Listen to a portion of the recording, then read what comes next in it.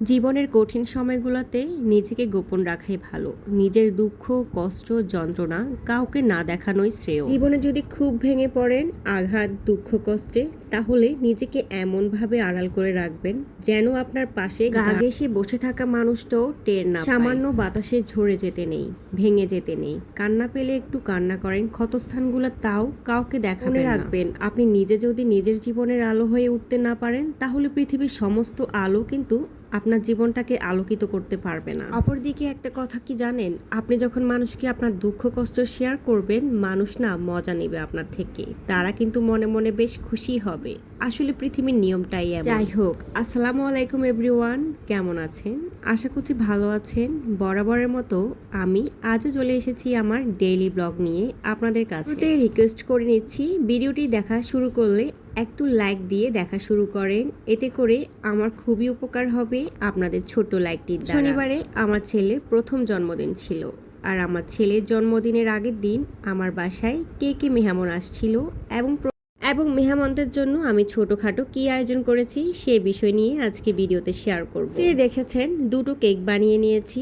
ছেলের জন্মদিন, মেয়ের জন্মদিন, জামাইয়ের জন্মদিন, সব জন্মদিনে নিজের হাতে কেক বানাতে খুব পছন্দ করি। তাড়াহুড়া করে কেকটা বানিয়ে নিয়েছিলাম, ভিডিও করার কথা একদমই মনে ছিল না। আর তাছাড়া ভিডিও করতে গেলে অনেকটাই টাইম লস হয়ে যাবে আমার। দুপুরবেলায় আম্মু, ছোট বোন আর আমার ভাই আব্বু আসছিল, আর রাতে এসেছিল আমার ছোট বোনের জামাই। তো বোনের জামাই আসার সময় এই জিনিসগুলো নিয়ে আসছিল। দুপুরেই আমি কেকটা বানিয়ে নিয়েছিলাম, আর বিকেলে কেকটা ডেকোরেশনও করে ফেলেছি। এদিকে আম্মুকে বলেছিলাম আসার সময় আমার জন্য গরুর বট আনার জন্য। আমাদের গ্রামে গরুর বটগুলোকে অনেক ভালোভাবে ক্লিন করে তারপরে সেল করে, বাট চট্টগ্রামে গরুর বটগুলো কেমন জানি সেল করে, আমার একদমই ভালো লাগে না। এগুলো পরিষ্কার করা অনেক ঝামেলার কাজ। যখনই আমার গরুর ভট খেতে ইচ্ছে করে, তখনই আম্মুকে বলে দিই, আম্মু নিয়ে আসে বাড়ি থেকে। ভিডিওর ক্লিপগুলো মূলত বৃহস্পতিবার আর শুক্রবার মিলিয়ে। বৃহস্পতিবার রাতে আমি মোটামুটি রান্নার আয়োজনগুলা করে নিয়েছিলাম শুক্রবারের জন্য। বটগুলা যেহেতু পরিমাণে বেশি ছিল,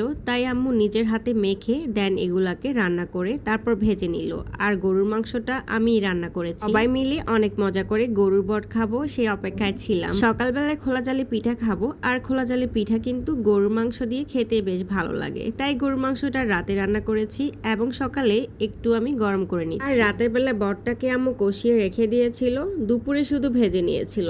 এদিকে এক চুলায় গরুর মাংসটা বসিয়ে দিয়েছি, আর অন্য চুলায় সবার জন্য চা বসিয়ে দিলাম। এর সাথে সাথে আমি কিন্তু খোলা জালি পিঠার ডোটা রেডি করে নিচ্ছি। আমাদের অত্যন্ত পছন্দের এই পিঠা, তবে এই পিঠাটা শীতকালে খেতে বেশ মজা, গরমের দিনে খেলে একটু ভালো লাগে না। চালের গুঁড়ির মধ্যে প্রয়োজন মতো লবণ দিয়েছি, আর হালকা কুসুম গরম পানি দিয়ে আমি হাতের সাহায্যে কিন্তু ডোটাকে ভালোভাবে মাখিয়ে নিচ্ছি। কিছু কিছু কাজ হাতে করতে মজা, হাতে করতেই আরাম লাগে। এটা যদি চামচ দিয়ে করতে যাই তাহলে অনেকটাই সময় লস হয়ে যাবে, তার থেকে আমার কাছে হাত দিয়ে করাটাই সুবিধাজনক মনে হয়। যাই হোক, খেয়াল করেছেন কিনা জানি না, আমি কিন্তু সব পানি একসাথে দিচ্ছি না, পানিটা আমি বারে বারে অল্প অল্প করে দিচ্ছি। আর এই পিঠার ডোটা কিন্তু পাতলাও হবে না আবার ঘনও হবে না, মাঝামাঝি একটা অবস্থায় হবে। ভিডিওতে দেখে নিশ্চয়ই বুঝতে পারতেছেন পিঠার ডোটার ঘনত্বটা কেমন হয়েছে। এখানে আমি 4 কাপ পরিমাণ চালের গুঁড়ি নিয়েছি, সেজন্য আমি 2টো ডিম ব্যবহার করতেছি। এবার ডিমটা দিয়ে দিচ্ছি, আর ডিম দেওয়ার ফলে পিঠার ডোয়ের ঘনত্বটা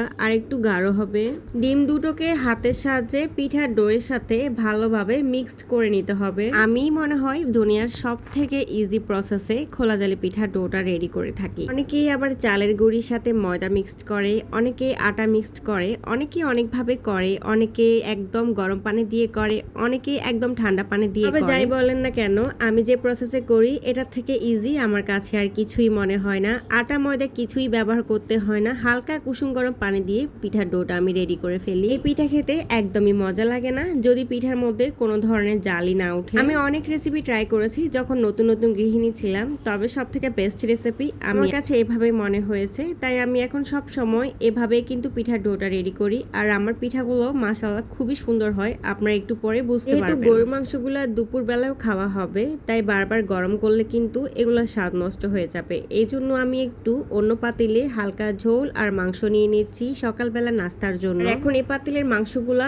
এভাবেই তুলে রাখবো, জাস্ট খাওয়ার আগে আবার গরম করে নিব। আচ্ছা আপুরা, এই পর্যন্ত আমার ভিডিওর সাথে কে কে আছেন, যদি থেকে থাকেন তাহলে আপনার জন্য মন থেকে ভালোবাসা আর দোয়া থাকলো। আর যে বা যারা আজকে প্রথমবারের মতো আমার ভিডিওটি দেখছেন, আমার চ্যানেলে প্রথমবার ভিজিট করেছে, তাদেরকে রিকোয়েস্ট করব আমার ভিডিওর কোনো অংশ যদি ভালো লাগে, আমার কাজ যদি ভালো লেগে থাকে, তাহলে আমার চ্যানেলটি সাবস্ক্রাইব করে আমার চ্যানেলের পাশে থেকে যেতে পারেন সব সময়ের জন্য। আমি আমার চ্যানেলে আমার ডেইলি লাইফটা শেয়ার করি, প্রতিদিনের রান্না বান্না থেকে শুরু করে দৈনন্দিন কাজকর্ম সবকিছু শেয়ার করি। এদিকে কথা বলতে বলতে গরু মাংসটা কিন্তু আমি জাল করে নিয়েছি, আর এখন কিন্তু চুলে আমি খোলা বসিয়ে দিলাম। জিনিস খেয়াল রাখবেন, খোলা জালে পিঠা বানানোর জন্য চুলার আঁচটা কিন্তু সব সময় হাই স্পিডে রাখতে হবে, লো বা মিডিয়াম স্পিডে কিন্তু খোলা জালে পিঠা ভালো হয় না। এদিকে পিঠার ডোটা যে রেডি করে রেখেছিলাম, ওটা আমি এক সাইডে রেখে দিয়েছি রেস্ট হওয়ার জন্য।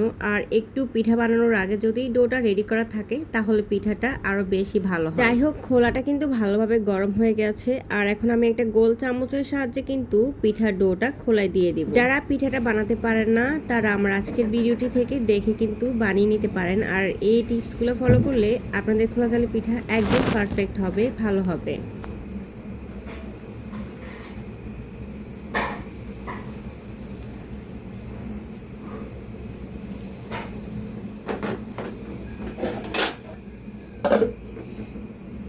এক মিনিটেরও কম সময়ের মধ্যে পিঠাটা কিন্তু পুরোপুরি হয়ে যায়। দেখতে পাচ্ছেন আমার পিঠাটা আমি দিয়েছি আর হয়ে গেছে, আর পিঠাটা কিন্তু মাশাআল্লাহ খুবই সুন্দর হয়েছে। অনেকের প্রথম পিঠাটা ভালো হয় না, তো প্রথম পিঠা ভালো না হলেও এটা নিয়ে আফসোস করার কিছু নাই, পরবর্তী পিঠাগুলা কিন্তু ঠিকঠাক ভাবে হয়। তো এভাবে আমি সবগুলা পিঠা বানিয়ে নিচ্ছি।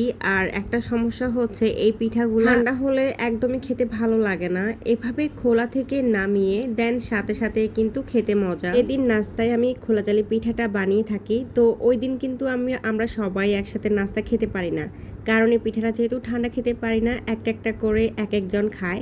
সো দেখা যায় যে একজন খাওয়া শেষ হয়েছে, তারপর আরেকজন খায়, আবার ওই জনের শেষ হলে তারপর আরেকজন খায়। আমার বাসায় আমি যেহেতু বানাবো পিঠাটা, দেখা যায় যে আমি বানাতে বানাতে এত বেশি বিরক্ত হয়ে যায়, পরে দিয়ে আমার আর নিজের খেতেও ইচ্ছে করে না। তবে যখন আমার আম্মু থাকে তখন অর্ধেক আমি বানাই আর অর্ধেক আম্মু বানায়, আর আম্মু যখন বানায় তখন আমি খুব মজা করে পিঠাটা খাই। তো গত ব্লগে বিথিস ব্লগ চ্যানেল থেকে বিথি আপু একটা সুন্দর কমেন্টস করেছেন আমাকে। তো প্রথমে কিন্তু বিথি আপুর জন্য অনেক শ্রদ্ধা আর ভালোবাসা থাকলো, কারণ উনি অনেক বড় ইউটিউবার হয়েও আমার মতো একটা ছোট্ট চ্যানেলের ভিডিও দেখেছেন পুরোপুরি, এবং সুন্দর গঠনমূলক একটা কমেন্টস করেছেন। যাই হোক, আপু আমাকে জিজ্ঞেস করেছেন আমি কেন কোর্টে যাই না, আমি কি ওকালতি করি কিনা। হ্যাঁ আপু, আমি একজন লয়ার, আর আমি কোর্টে যাই না, তার কারণ হচ্ছে আমার বেবি খুবই ছোট, আর আমার বাসায় বড় কেউ নেই, মানে আমার শ্বশুর শাশুড়ি বা আমার আব্বু আম্মু থাকে না যে বেবিকে কারো কাছে রেখে আমি কোর্টে জয়েন করব। যদিও court building a day care রয়েছে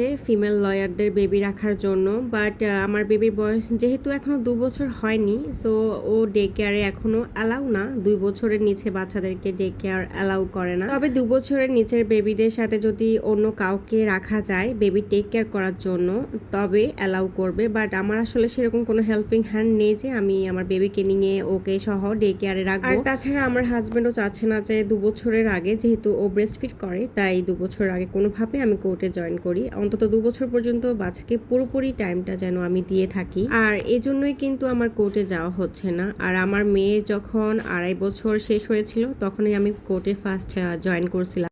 এরপর 23-এ যখন কনসিভ করি তখন 6 মাস পর্যন্ত প্রেগনেন্সিতে আমি কোর্টে কাজ করছি। তারপর 6 মাস পরে আসলে শরীরটা খুব বেশি, মানে খুব খারাপ লাগতো আর কি, যেতে কষ্ট হতো, আসলে দৌড়াদৌড়ি করতে হয় তো কোর্ট বিল্ডিংয়ে লয়ারদেরকে, তো সবকিছু মিলে আর মানে যাওয়া হয়। ছুটি নিয়ে নিয়েছিলাম, ভেবেছিলাম বেবির 6 মাস যখন পূর্ণ হবে তখন আবার জয়েন করব, বাট ওই যে আমার 2 বাচ্চাই ছোট, প্লাস আমি কোনো হেল্পিং হ্যান্ড পাইনি, আর কেউ বাসায় এসে যে থাকবে তার মতও নেই। সো সব কিছু মিলিয়ে আসলে যাওয়া হচ্ছে না। আমার ছেলের এখন মাত্র 1 বছর হয়েছে, দেখি আমি যদি কোনো হেল্পিং হ্যান্ড ম্যানেজ করতে পারি তাহলে খুব শীঘ্রই কোর্টে জয়েন করব, আর না হলে 2 বছর পর্যন্ত আমাকে ওয়েট করতে হবে। যাই হোক, বিথি আপুর প্রশ্নের উত্তর দিতে গিয়ে আমি অনেক কথা বলে ফেলেছি। আমার ভিডিও কিন্তু লাস্ট মোমেন্টসে চলে আসছে, আর দেখুন রাতে বলগুলো যে আমি কষিয়ে রাখছিল এগুলো এখন ভালোভাবে গরম করে নিচ্ছি। আর ভিডিওটি আজকের পর্যন্ত, সবাই ভালো থাকবে।